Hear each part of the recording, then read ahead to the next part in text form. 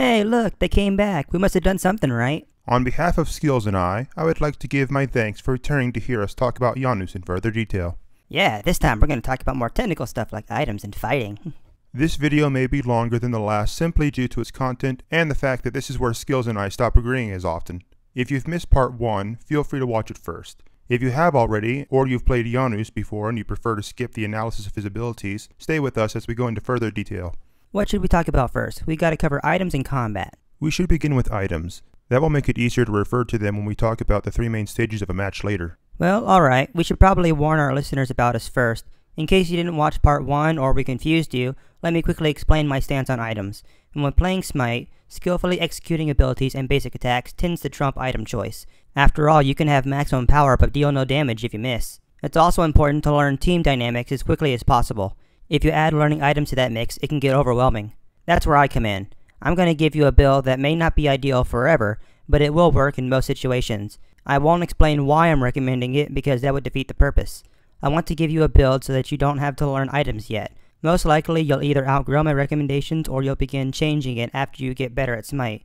This is good. I don't want you to mindlessly do as I say, but I also stand strong on my opinion that you should learn how to play before you learn how to buy. While I don't disagree with his premise, I do believe that learning about items is also important. Builds shouldn't be preset or set in stone. While you are playing, you may find that your build needs to be tweaked, due to either your opponent, your match's condition, or your allies. To help generalize the items for you while also narrowing down the enormous pool of items in the store, I'll be explaining which stats are the best to focus on and recommending only important items so that you can fill in the rest of the build with the items that you feel are right for the match. It's true that I will be recommending items, but not the same way Skillz will. Okay, let me go first. You should start the match with the following items: Vampiric Shroud, shoes, and 2 multi-potions. You'll have about 30 gold left over, so if you don't know what to get, Aegis is the safest. It's inactive, so save it for emergencies. Okay, so the match is going well, and you have some gold income. As long as you plan to take my advice, you should spend the gold as follows. First, finish Shoes. I go with Shoes of the Magi simply because it has higher power and extra mana, but feel free to use Shoes of Focus if you think attacking more often is more important than doing more damage per attack. After completing that, you should get Warlock Sash.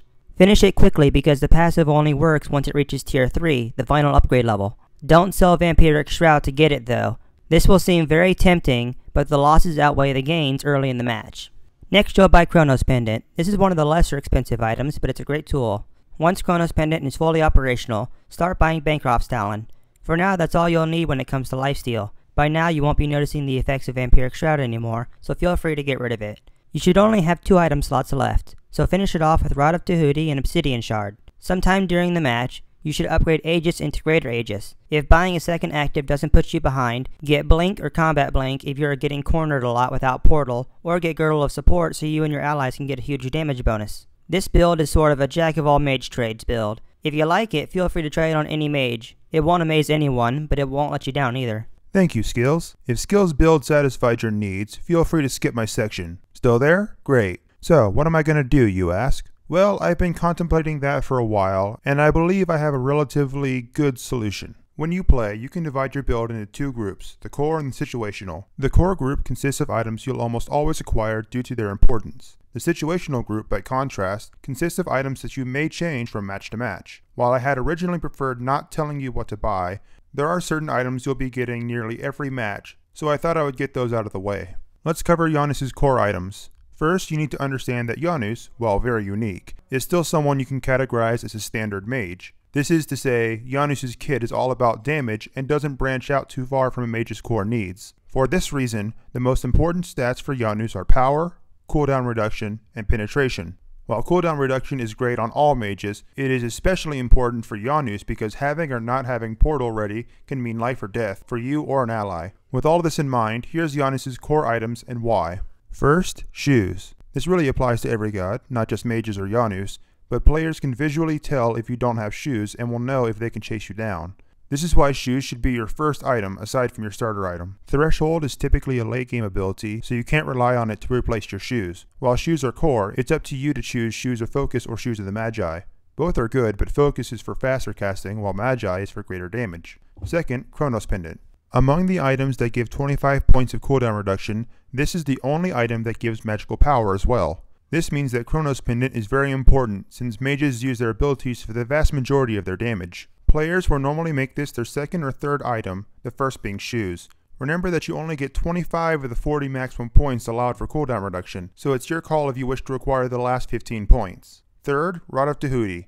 A common 5th or 6th item, Rod of Tahuti is almost nothing but raw power. The reason it is one of the last items players buy is because the passive scales based on the power you already have, so it isn't very strong early game. Plus, it's very expensive. Late game, it's very easy to acquire gold because you can kill minion waves and monster camps very easily. And now for the situational items. Assuming you agreed with me and purchased the 3 core items I listed above, you now have 3 item slots left to fill. This is when you start expressing yourself and choosing 3 items of your own. Remember, Janus values power, cooldown reduction, and penetration very highly, but he also appreciates health and mana when he can afford it. To prevent Janus from becoming too weak, you'll often avoid buying items that give defense, and instead buy items that give you both health and power. Now, let me skim over a few items you might want to consider and why. Note, I will expect you to either know or read the items to save time. Feel free to pause. Warlock Sash is good when you want power but you want health as well.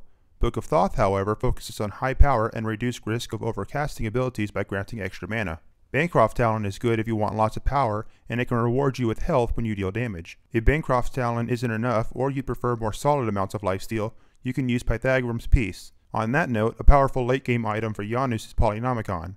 When the passive is coupled with Portal or Threshold, a single basic attack can deal roughly the same amount of damage as a critical hit. You might also consider Soul Reaver because of its bonus damage once a minute. Finally, you might consider either Obsidian Shard or Spear of the Magus. Obsidian Shard has more flat penetration, great for any situation, but Spear of the Magus is more effective on enemies who aren't building defense, since the game gives everyone a little bit of defense. There are a lot of items I didn't mention, but you'll find that either the item doesn't sync with Janus very well, like Gem of Isolation since he already has a slow, or they give him less useful stats, like Voidstone that gives magical defense but only 40 power. It seems like a lot, but just remember, each item has a theme. Take Warlock Sash for example. Its theme is balance of health and power. If you don't want the balance it provides, you won't want it.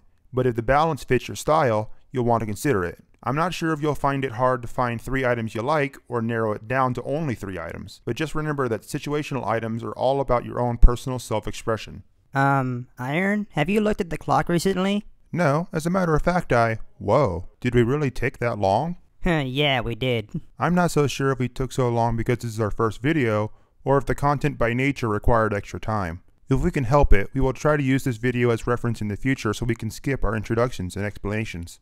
If we do that, we might be able to shave some time off of everything and get right to the meat and potatoes. For now, we will stop and come back with a 3rd video. Please come back if you'd like to hear us talk about the 3 main stages of a conquest match through Janus' eyes, as well as strategy tips you might find useful while fighting in each stage. See you later.